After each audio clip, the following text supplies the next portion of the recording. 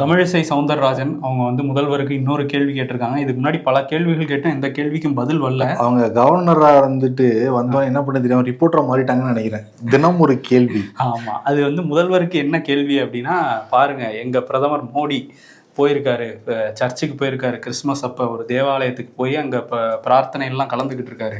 இதே மாதிரி முதலமைச்சர் மு.க. ஸ்டாலின் ஒரு கோயிலுக்கு போவாரா இந்து பண்டிகைக்கு அப்படின்னு வந்து கேட்டிருக்காங்க. ஓகே, அதே மாதிரி மசூதிக்கு போவாரா அப்படின்னு கேட்கலாம். இன்னொன்னு, இவ்வளவு பிரச்சனை நாடு முழுக்க இந்துத்துவாங்கிற பேர்ல அடிச்சுக்கிட்டு இருக்காங்க, அதை எதிர்த்து ஒரு கேள்வி கேட்பாரா அப்படிங்கிற கேள்வி கூட நம்ம சரி, அவரு தான் கேட்கல, தமிழிசை தான் கேட்கலாம்ல. அது ஜிஏ கேட்கலும் போது நம்ம ஏதாவது கேட்டு கட்சியில இருந்து நீக்கிட்டாங்கன்னா அதனால கொஞ்ச நாள் அமைதியா இருப்போம்னு பாக்குறாங்க.